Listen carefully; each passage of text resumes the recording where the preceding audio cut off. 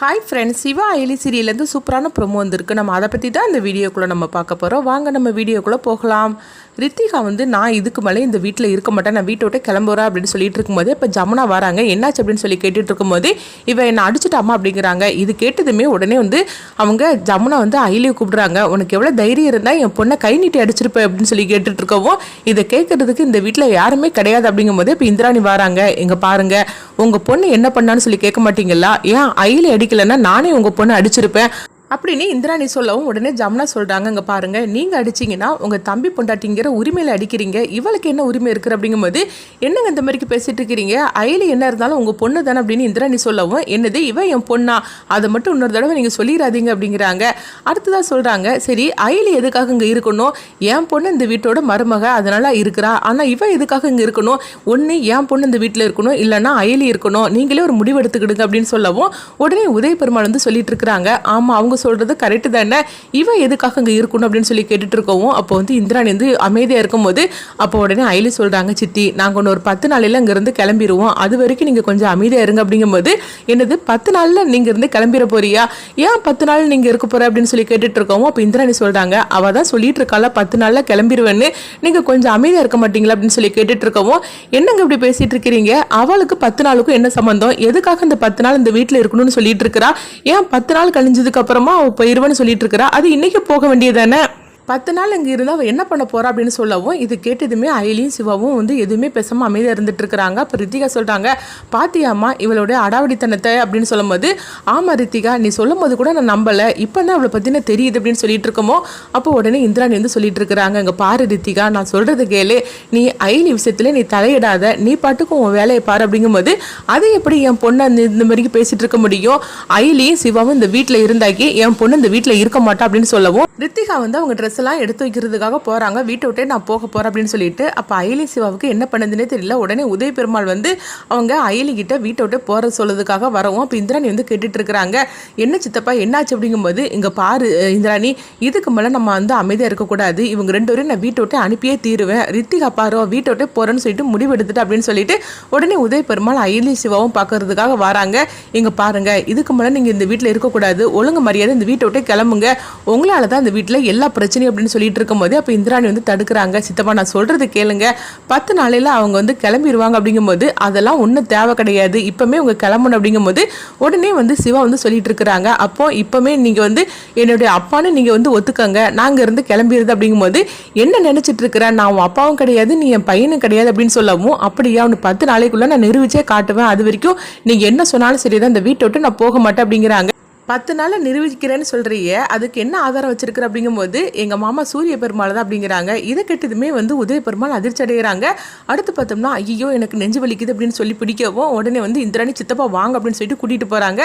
அப்ப சிவாவும் பதற ஆரம்பிச்சிருந்தாங்க. அப்ப அயலி சொல்றாங்க, சிவா கொஞ்சம் நீ அமைதியாயிரு, ஏன்னா அவர் நடிக்கிறாரு அப்படிங்கிறாங்க. என்ன சொல்ற அயலின்னு கேட்கும்போது, ஆமா அவருக்கு ஒன்றும் ஆகலை, அவர் நடிச்சுக்கிட்டு போறாரு அப்படின்னு சொல்லவும் இப்போ என்ன பண்றதுக்கு எங்க மாமாவை எப்படியாவது சீக்கிரமா தேடி கண்டுபிடிக்கணும் அப்படின்னு சிவா சொல்லிட்டு இருக்கும்போதே அடுத்தது உதய பெருமாள்கிட்ட இந்திராணி கேட்டுட்டு இருக்கிறாங்க, ஆமா சித்தப்பா சூரிய பிரகாசன் சொன்னாரு அது யார் அப்படின்னு சொல்லி கேட்டுட்டு இருக்கவும், ஐயோ இந்திராணி வேற இப்ப கேட்க ஆரம்பிச்சுட்டா, இப்ப நம்மளுக்கு தெரியாதுன்னு சொன்னா அவன் நம்ப மாட்டா, நம்மளை சந்தேகப்படுவா, அதனால வேற மாதிரி சொல்லி வைக்கலாம் அப்படின்னு, எனக்கு சூரிய பிரகாசம் தெரியுமா அப்படிங்கிறாங்க.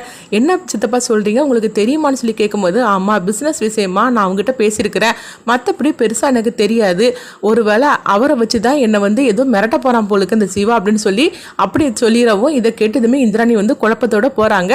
அடுத்து இந்திராணி சரி சித்தப்பா நீங்க ரெஸ்ட் எடுங்க அப்படின்னு சொல்லிட்டு அவங்க போகவும் இப்போ உதய பெருமாள் நினைக்கிறாங்க, இந்த சிவா சூரிய பிரகாசம் அழைச்சிட்டு வந்துட்டாக்கி அப்புறமா என்ன பத்தின எல்லா உண்மையும் எல்லாருக்கும் தெரிஞ்சிருமே, என்ன பண்றதுக்கோ தெரியலையே, எப்படி இருந்தாலும் சரிதான் அந்த சூரிய பிரகாசம் சிவா பாத்திரக்கூடாது, அவனுக்கு முன்னாடி சூரிய பிரகாசம் எங்க இருக்கான்னு சொல்லிட்டு நம்ம கண்டுபிடிக்கணும் அப்படின்னு உதய பெருமாள் நினைக்கிறாங்க. அடுத்தது இங்க பார்த்தோம்னா ரித்திகாட்ட நான் வீட்டோட போறேன்னு சொல்லிட்டு அவங்க கிளம்பவும் அப்போ இந்திராணி தடுக்கிறாங்க, இங்க பாரு ரித்திகா அப்படி தப்பான முடிவு எடுக்காது அப்படிங்கவோ அப்ப அயலியும் சொல்லிட்டு இருக்கிறாங்க, அங்க பாரு ரித்திகா நான் ஒரு 10 நாள் தான் இந்த வீட்டுல இருப்பேன், அதுக்கப்புறம் இங்க இருந்து நான் கிளம்பி போயிருவேன், அதுக்கப்புறம் உன் பிரச்சனையில நான் தலையிடவே மாட்டேன் அப்படின்னு சொல்லிட்டு இருக்கவும் உடனே ஜமுனா சொல்றாங்க, அதெல்லாம் முடியாது இப்பவுமே நீ கிளம்பி போறியான்னு சொல்லி கேட்டுட்டு இருக்கோம். அப்ப செல்லம்மா ஜமுனாவை தடுக்கிறாங்க.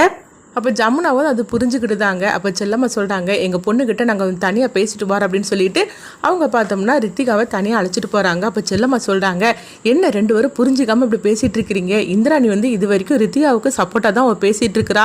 இந்திராணி மட்டும் திரும்பிட்டானா அவ்வளோதான், அவள் வாழ்க்கையே போச்சுது. அது மட்டும் இல்லாமல் அயலி 10 நாளையில் வந்து இந்த வீட்டை விட்டே போகிறேன்னு சொல்லியிருந்தாளா, அதுக்கப்புறம் நம்ம பொண்ணுக்கு எந்த இடைஞ்சலும் இருக்காது. ஆனால் ரித்திகா இதை வந்து நீயும் கொஞ்சம் புரிஞ்சு நடந்துக்கிட்டணும் அப்படின்னு செல்லம்மா சொல்லவோ, என்னத்தை நீங்கள் பேசிகிட்டு இருக்கிறீங்க அப்படின்னு கேட்டுட்டு இருக்கிறாங்க.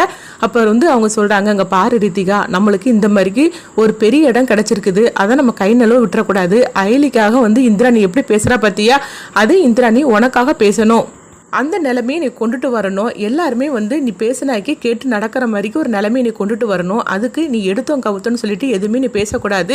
அவங்களுக்கு பிடிச்ச மாதிரிக்கு நீ நடந்துக்கிட்டேன்னா கண்டிப்பாக வந்து நீ பேசுகிறத எல்லாருமே கேட்க ஆரம்பிச்சிருவாங்க. அது மட்டும் இல்லாமல் இந்திராணி மட்டும் நீ வீட்டை விட்டு போகிறத தடுக்கலன்னு வச்சுக்கேன், எல்லாருமே அமைதியாக இருந்துருவாங்க. அப்புறமா நீ வந்து அதாவது வீட்டுக்கு வந்து நீ என்ன பண்ண போகிற, இவ்வளோ பெரிய சாம்ராஜ்யத்தை நீ கெட்டி ஆள வேண்டாமா? நீ அங்கே வீட்டுக்கு வந்தேன்னா உன்னால எதுவுமே பண்ண முடியாது. அதுக்கு பிறகு கபிலன் மனசையும் மாறிட்டார் வச்சுக்கிட, அப்புறம் உன் வாழ்க்கை என்னாகும்னு சொல்லி கொஞ்சமா நினைச்சு பார்த்தீங்களா 2 பேரும் அப்படின்னு சொல்லவும், இது கேட்டதுமே ஜமுனா வந்து யோசிக்கிறாங்க. ஆமா செல்லம்மா, நானும் ஒரு நிமிஷத்துல தப்பான முடிவு எடுத்துட்டு அப்படிங்கும்போது இப்ப யோசிங்க அப்படின்னு சொல்லவும், அப்போ ஜமுனா வந்து சொல்றாங்க, ஆமா ரித்திகா, அத்தை சொல்றது எல்லாமே கரெக்டு தான், நம்மளுக்கு இவ்வளவு பெரிய இடம் கிடைச்சிருக்குது, அதை நம்ம வந்து தக்க வச்சுக்கணும். அப்படிங்கும்போது இப்ப நீ என்னமா சொல்ல வர அப்படிங்கும்போது, இன்னும் 10 நாளையில தான் இந்த அயலி போயிருவாளா, அதுக்கப்புறம் உனக்கு எந்த பிரச்சனையும் வராது. அது மட்டும் இல்லாம இந்திராணி உன் பேச்சை கேட்கணும், அந்த அளவுக்கு நீ நல்லவளா நடிக்க ஆரம்பிக்கணும் அப்படின்னு சொல்லவும், இது கெட்டதுமே ரித்திகாவும் புரிஞ்சுக்கிட்டுதாங்க.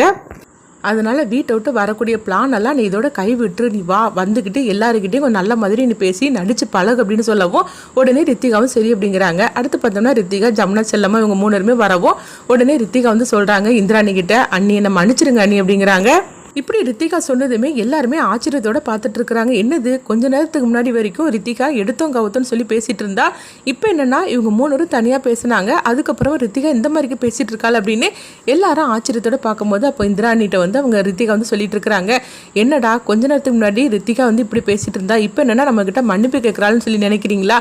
எனக்கு இப்போ தான் வந்து நல்லது கெட்டது எங்கள் அம்மா என்னை புரிய வச்சாங்க, அதனால தான் நான் புரிஞ்சு நடந்துக்கிட்டேன். நான் இது நாள் வரைக்கும் நான் தப்பு பண்ணியிருக்கிறாளாம், ஆனால் இதுக்கு மேலே நான் இந்த மாதிரிலாம் நான் தப்பு பண்ண மாட்டேன், எல்லாருமே என்னை மன்னிச்சிருங்க அப்படின்னு சொல்லவும், நான் வீட்டை விட்டு நான் போகலை அப்படிங்கிறாங்க.